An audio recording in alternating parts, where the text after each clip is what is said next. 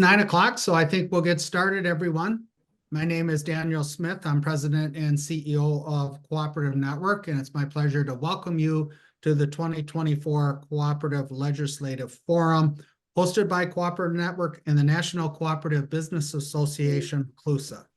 My team will present on Minnesota and Wisconsin state issues, while NCBA CLUSA will lead off with a report on the federal perspective. So you might want to make sure that your speaker is set on, or your Zoom is set on speaker view set in the upper right-hand corner. That's about the only housekeeping item I can think of. So let's get right to our subject matter, and I'll turn it over to my colleague, Doug O'Brien, President and CEO of NCBA CLUSA. Doug? Dan, thanks so much. And thank you everyone for joining today.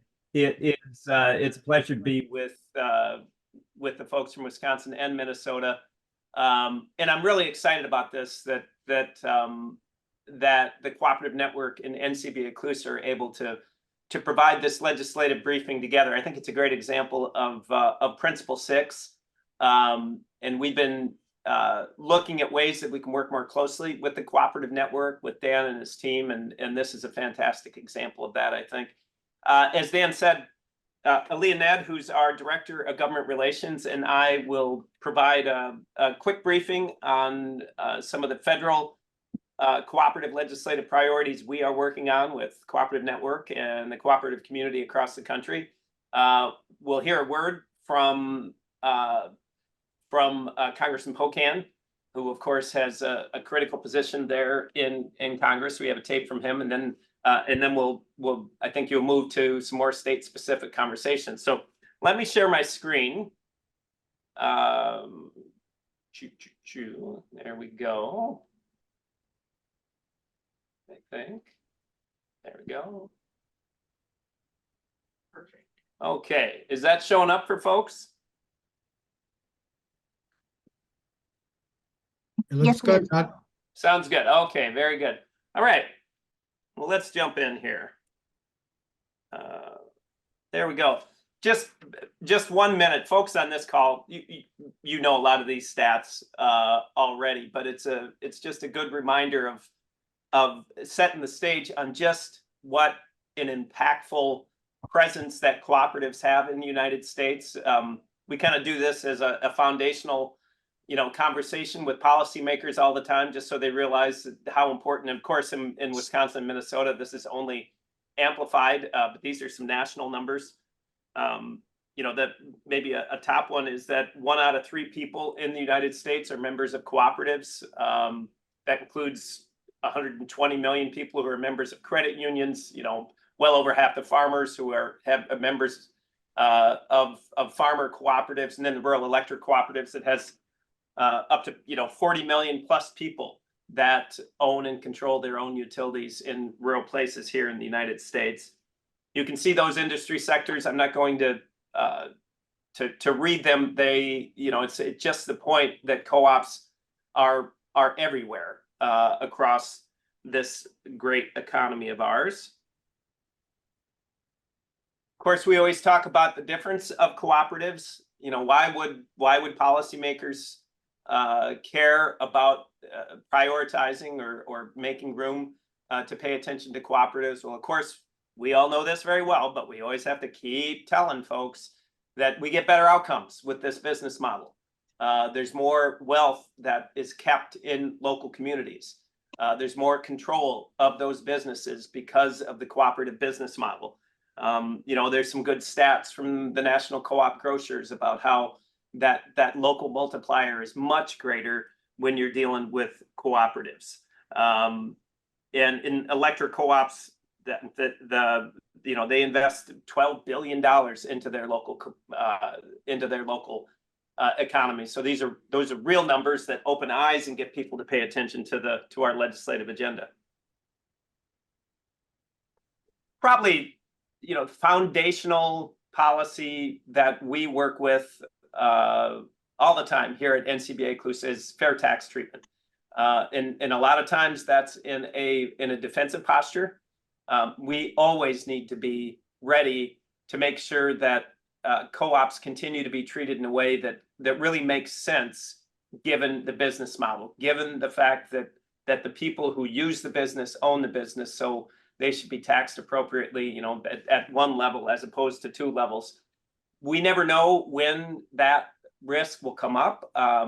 Next year actually is one of those, I think, higher risk moments, because we got the great big tax bill, that 2017 tax bill here in Washington, D.C., that most of those provisions are going to sunset in 2024. That means that the tax conversation is in play, and anytime it's in play, that means that you know, that policy that we have in place could be, you know, put into the conversation. So we need to be very cognizant of that. I'll just call out one thing on fair tax treatment, and that's section 199A, particularly the farmer cooperative community here. You're going to know that one really well. It's a terrifically complicated provision, but it's a really important one for farmer cooperatives. And in essence, it allows the members of farmer cooperatives to utilize some tax deductions that are you know, that are gained by the farmer cooperative. It's been a big fight for years. The current bill has decent policy in it, and we need to continue that. And if we don't get that policy extended on 199A, it's going to cost farmers literally billions and billions of dollars. So that's something we're working with the co-op community on, and then just otherwise, you know, paying close attention to other things in that tax conversation. So that's a big, important policy moment. For other issues and items, I want to hand it over to Aaliyah Nett, our Director of Government Relations. Yeah, thank you so much, Doug, and good morning, everyone. It's great to be here with the group. My name is Aaliyah Nett, as Doug mentioned, and I am Director of Government Relations here at NCBA CLUSA, leading our federal advocacy work. And as Doug highlighted, fair tax treatment is a long-standing and really overarching priority of ours, as it encompasses that cooperative difference and empowering the member owners. And I know I don't have to reiterate it for this group, but recirculating those dollars and investing in local economies. And so just to touch on some of our general advocacy priorities here, we think looking at promoting and facilitating employee ownership is a burgeoning conversation, and supporting worker cooperatives and employee ownership writ large is one of our overarching priorities here. Affordable housing as well, reinvesting in rural economies, and international cooperative development. So each of these slides, as we move through here, will touch on these pieces a little bit more. And on the employee ownership piece, you know, this is a critically important conversation, as we see a huge number of small business owners who are retiring, and we know that about 83% or so don't have succession plans. So ensuring that there are mechanisms within the federal policy structure to support conversions to cooperatives. A new one that we're very excited about is the Department of Labor's Employee Ownership Initiative that was passed in last year's federal budget omnibus bill. And that will not only support employee ownership, but also look at increased data on cooperatives across all sectors of the economy. So we're working closely with folks there. And then on the capital side, making sure that co-ops can access SBA programs. There is now an Office of Rural Affairs within the SBA. So looking at both sides of that portfolio to support not only urban and suburban, but also rural communities, by removing prohibitive barriers that don't align with our business model. Our next priority is increasing affordable housing through cooperatives. And this is really a top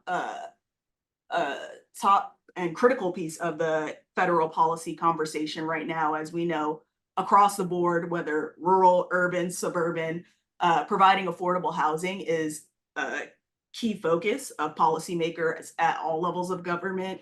And our 501c3 nonprofit, the Cooperative Development Foundation, recently launched an affordable housing initiative to get the lay of the land of affordable housing through limited equity cooperatives, through resident-owned communities, and other structures of shared equity housing, to see what kind of policy levers there are for us to pull on to support housing co-op eligibility. And this includes reinvigorating existing programs like 213, which is a specific program for housing co-ops, as well as a special assistant for housing cooperatives.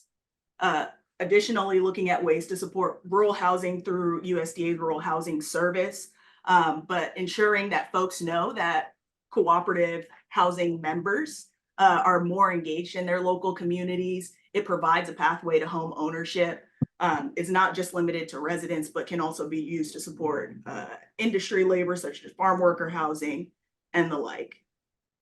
And speaking of rural communities, turning to rural economic growth, the Farm Bill has been a key priority and continues to be, as we've seen the extension through September 30th of this year.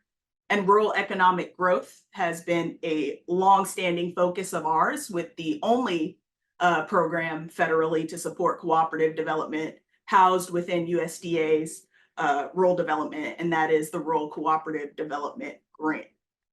So this just highlights a few of our Farm Bill priorities here. Robust investment in rural communities to support capacity building and locally led economic development. You know, we know that folks on the ground really know it best and should be leading in that process.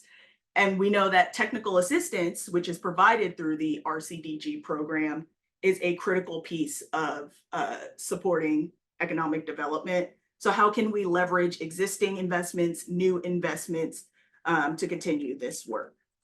And there are a few key marker bills. I dropped the link to our website in the chat here that we've been engaging with Cooperative Network. And thank you all for the support to address some of these key pieces, but also looking outside of the economic development piece, specifically making sure that we can preserve affordable energy infrastructure upgrades through programs like the Rural Energy Savings Program and Rural Energy for America program, supporting our farm credit system. And as you can see here in the next few slides that I'll go through and won't touch on in more detail, but will be shared to the group afterwards, we know that the farm credit system and the cooperatives that support that are reinvesting into our economy, into water, into sewer, into infrastructure across the board at higher rates. And bridging the digital divide by leveraging rural electric co-op infrastructure, who are increasingly deploying these resources. And if we want to flip through really quickly, you can find it all in more detail across each title.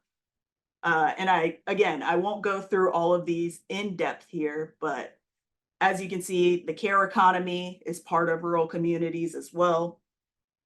Bridging the digital divide and getting specific on what our asks are in this space. The nutrition title, as food co-ops are SNAP retailers. And trade, international cooperative development, as USDA and USAID programs are also part of the trade title of the Farm Bill, and a key way to allow farmers at home to have access to markets, as well as empower local people internationally to create cooperatives and support local community resiliency. And, you know, NCBA CLUSA has done this work for about 75 years now, implementing these programs, but those are just a highlight of some of our overarching priorities in the year ahead. As far as members of Congress and co-op champions, you can check out the Cooperative Business Caucus, which was formed in 2022. This identifies key House members who are supportive of cooperative policies. I think no surprise to this group, you can see that the Minnesota and Wisconsin delegation are incredibly strong there. And we're delighted to have a message from one of our co-chairs of the caucus, Congressman Mark Pocan, who has served as the representative from the 2nd District for the last 11 years and has been a strong voice on the priorities that I've just shared about. So I'll turn it over to the congressman. Yeah, and we're gonna hear a video from the congressman in just a moment, and to amplify Aaliyah. He's been a co-chair of the cooperative of the Congressional Cooperative Business Caucus for years. Actually, he's a great champion. Before we do that, I do want to just pause and invite questions or comments, and we can do that. You know, if there's anything burning right now, we certainly just provided you a lot of information. Feel free to either raise your hand or just unmute yourself and ask the question. Another way to do it would be go ahead and over this next few minutes, ask your question, put it in the chat, and Ali and I will come back after the video and answer any questions. You know, at the end of the day, the work that we do here in Washington, D.C. on behalf of the cooperative community is really focused on making sure that cooperatives can thrive. At NCBA Inclusive, you know, we kind of take the thing that's common across the different cooperative sectors, and we lead on some of the advocacy there. Things like, in what you just saw, things like resources for cooperative development, making sure that cooperatives are treated fairly in tax system across the sectors, making sure that cooperatives can access capital in the different places, whether that's from SBA, USDA, HUD, or other places. This is our work. The only way that the cooperative community can succeed is if indeed we do lean into the 6 cooperative principle and cooperate among each other on our advocacy work. So we so much appreciate all of your support in the things that you do. So I'll just pause there and see if anyone has any questions right now before we head to the video.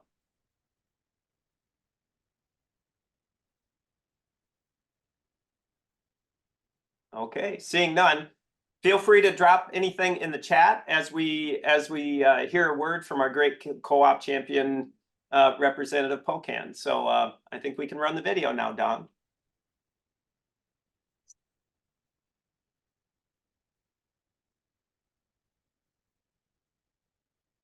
Hi, I'm Congressman Mark Pocan from Wisconsin's 2nd Congressional District. I just want to first thank President O'Brien for inviting me to share a few remarks for this year's Cooperative Legislative Forum. Business cooperatives have a huge economic impact on all of our communities across my state of Wisconsin and, of course, the entire nation. There are 2 million farmers belonging to a co-op.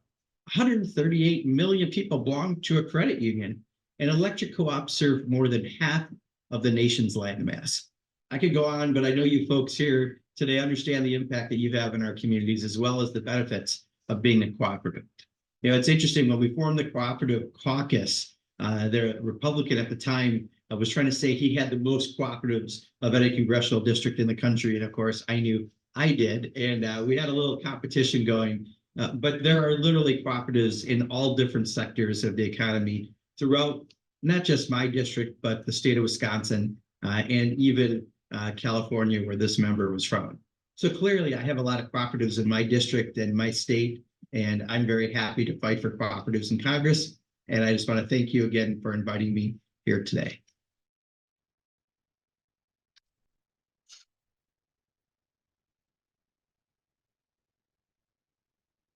Okay. Oh, let's see. Yeah, we're good. Very good. Well, we have a few minutes here or more, however much folks might want to talk. If you have any questions, anything that we can do from our angle, anything that you think that we should know here in Washington, D.C. as we engage in our advocacy efforts. I mean, I'll let you know that actually in about a half hour, Ali and I are heading up to the Hill for the entire day and having meetings with 5 or 6 different congressional offices in the work that the Cooperative Network does in such a critical footprint for cooperatives is so important. So the table is open.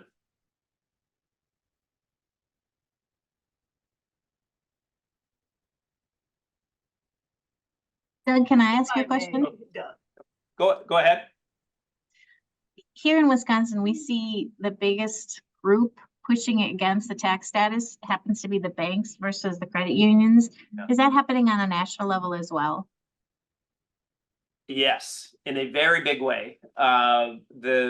it's a constant fight that the credit unions are engaged in with both the American Bankers Association as well as the independent community bankers. In fact, it's sort of a chronic issue over the years. When I came onto this job 6 or 7 years ago, I read a number of books, and in the 1950s there was a real threat to the status of the federally chartered credit unions that the banks had a campaign against, and it really took the entire cooperative community to come together, the rural electrics and the farmer cooperatives and the other ones, to stop that from happening. And really, that's one of the things that Ali and I just never forget about every day. Is part of our purpose here at NCBA CLUSA is to make sure that network exists should the time ever come. So we have quarterly meetings we call the Co-op Tax and Policy Roundtable, and we bring together the lobbyists for the different cooperative associations and the different cooperative sectors, so that we have that. So we have that relationship should and when we really need it. Thank you. Thanks, Jennifer. Doug, this is Dan. Have you got a crystal ball on the farm bill and progress that we can count on? I do, Dan. I know exactly what's going to happen, actually. No, I'm kidding. Nobody. I think in conversations that I've been part of in the last month, I'll say that the tea leaves are indicating that it's becoming less and less likely that we will get a farm bill in 2024, which means they'd have to extend it into 2025. I still think there is some hope. You certainly hear it from particularly those representatives and senators who are on the Ag Committee and trying to get it done. They are trying to get it done, but if there's not a marker bill, or if there's not a bill that's really moving through at least one of the camerals in the next probably, I don't know, 4 to 6 weeks, then I think the legislative calendar is really going to be against it. And then the last thing I'd say is, in my experience, and I've worked on, I don't know how many, 4 or 5 farm bills over my career, that the farm bill doesn't get done until there's a key, at least one of the key constituents that are really demanding it has to get done. And in the way things are lined up right now, there's just a lot of risk that you put the bill into play and it's not going to get better. Whether that's for the farmer, which is a key stakeholder, those who are focused on hunger and nutrition, another key stakeholder, and then the conservation groups. And I could get into the details on it, but right now, the farm bill, you get doing a farm bill and you're not sure one of those stakeholders is going to end up worse off than they were before. So folks aren't pushing real hard for it right now. Thank you, Doug. Yeah. Now, the last thing I'd say on that, sorry, we do, that is NCBA CLUSA, there's a number of important things in the next farm bill that we really want to see get done. It would be great if it got done in 2024, at least, whenever the farm bill happens, because it will happen. They are going to have to get a new farm bill at some point. We see some things for cooperatives, and those are around better policy around co-op development, making sure that co-ops are in this, in the center of conversations around building capacity in rural places. And then, if the stars really line up, some dollars for co-op development is what we'd like to see. Thank you, Doug. Yeah, thanks, Dan.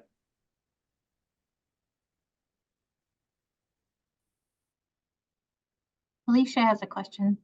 Oh, please, I think Alicia. it was in 2016 that the bill passed to transform small businesses into cooperatives to support the succession crisis. Alicia, I'm really glad you brought that up. I'll start a little bit, and then I want to hand it off to Aaliyah, who's really in kind of in the day-to-day trenches of that. You're absolutely right. Main Street Employee Ownership Act was signed in 2016. 2018. 2018. It was signed in 2018. And one of the provisions required the Small Business Administration to consider making it easier for co-ops to access SBA, guaranteed loans, essentially. Fast forward today, and I mean, just among cooperative friends here, they would say they did consider it and formally considered it, and they said, nope, we can't do it. I mean, from our angle, they didn't consider it very seriously. But it means this fight goes on. And in fact, I'm going to hand it to Aaliyah here that we're kind of on the next chapter of that. But Aaliyah. Yeah, and thank you for the question. Very timely, as a couple of months ago, our strategy over the last couple of years, even predating my time with NCBA CLOSA here, has been to talk to the agency and help them see the benefit of cooperatives, particularly with some of the more salient data we have coming out of the last couple of years when co-ops were able to access these programs for the first time in a limited way. And a couple of months ago, the agency issued a new regulation that essentially puts the cooperative community in a little bit of a bind, and now we need to get legislation passed. I think in the good news, over the last 2 years, we've seen a couple of pieces that would have removed this requirement for co-ops to access SBA funding. And now it's helpful to have voices like yours, voices like this group, and the support of the cooperative network as we re-engage to get that reintroduced in the coming months here. And it will be a hot topic of conversation as we're up on the Hill today. But I do also want to share there's an opportunity to directly have your voices heard with agency staff through the Interagency Working Group for Co-op Development. And they have a meeting this Friday at 1 p.m. Eastern, 12 p.m. Central Time. This group is led by USDA, but it involves everyone, including the SBA. And even if they aren't the most vocal participants, they are there. So that's a great opportunity for folks to engage with this group. Yeah. Thanks, Alicia.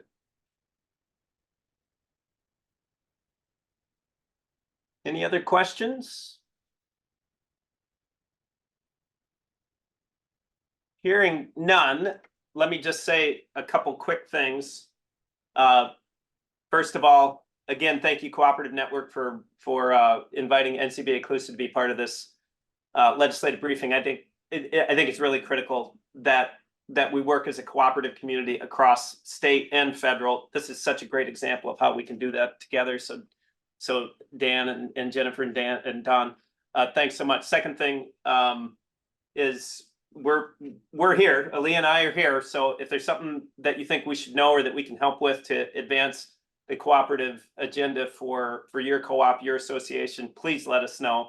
And the third thing is just to really crystallize what's going on here in the federal, policy agenda. We're here. You've heard it a number of times, and it's to protect that tax status, make sure we get fair tax treatment. Again, in 2024, this is going to be a big fight. People are starting to ramp up toward it. Things are in play. We got to watch a number of pieces around the co-op policy treatment, but especially 199A. So we are working on that in concert with farmer cooperatives and others, and it does hit other sectors as well. So it's something to really touch on. And then we've got the farm bill that we talked about and some real opportunities to move forward on some things. And then working with the Small Business Administration as well as, many other issues. But thank you so much. Let's continue to work together. Thanks for everything you do, and look forward to the rest of this briefing, but we'll sign off from now. Thank you all. Thank you, Doug. Thank you, Aaliyah. It's always a pleasure to work cooperatively with NCBA CLOSA, and Cooperative Network really looks forward to future collaboration. So have a great day on the Hill, and thank you so much for joining us today.